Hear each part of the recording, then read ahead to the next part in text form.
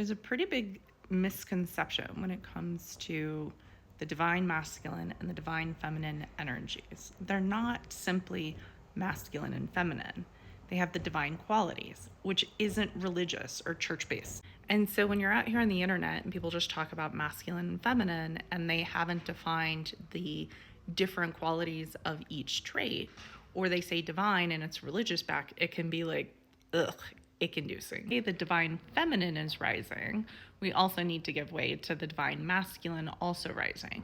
But to be honest, what I see is that the divine feminine is rising first, giving way to the divine masculine to also rise. But let's talk a couple of the traits and the qualities. So there's toxic masculine and there's divine masculine. There's toxic feminine and then there's divine feminine. And both of them have distinct qualities, and you'd know pretty quickly which one you're operating and functioning in. First and foremost, let's talk toxic masculinity. I feel like that one is like pretty easy to digest and it's pretty easy to like point out, right? So that's actually hustle culture. Hustle culture is based on toxic masculinity. Control structures are based on toxic masculinity. So when you see creators talk about taking down the patriarchy or the patriarchy is falling and crumbling, what we're talking about is these toxic masculine systems and toxic masculine structures are crumbling. Now, we also have toxic feminine structures. So that's manipulation tactics, not being good enough. And when women have like a pick me energy, that's the toxic feminine traits presenting themselves in reality. Most people swing to the toxic traits because we haven't learned how to embody the divine, which is the higher consciousness, the soul, the self, the higher consciousness traits of both the masculine and the feminine. Frankly, I think a lot of us are waking up to our consciousness now. And so now is the time where the divine feminine and divine masculine can start to actually embody itself in the collective and within ourselves. But the divine feminine is, you'll hear people talk about the energy of receiving, right? So when we're in the toxic masculine, the hustle culture of go, go, go, do, women have aspired to have jobs, professions, and work. And what we looked at in the workplace was how men did it because men were successful. We embodied and incorporated the go, go, do, hustle mentality.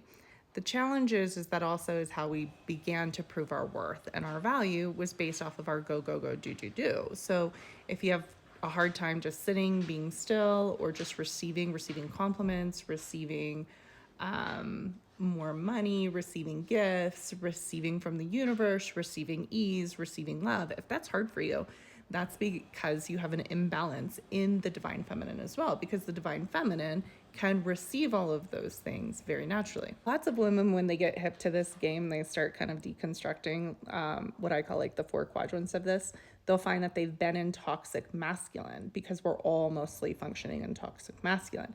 And then when they start to regulate, they'll actually move from toxic masculine to divine masculine and then into divine feminine. So it's not...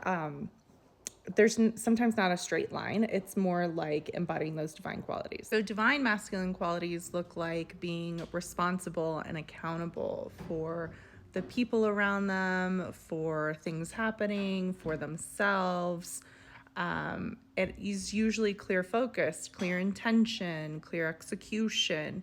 And so when you start looking at it from that aspect, what you'll notice is we all have a balance of the two, right? But we've just been so imbalanced with this toxic masculine that it's kind of like you have to find the divinity to jump ship from that toxic traits and the toxic qualities. If you'd like some more clarity with that or help with that, I have a downloadable guide all about divine masculine, divine feminine, and the wounded qualities of each. It'll help guide you and have you embody more of the divine traits that you're actively seeking. So, schmee, shin, schmaya.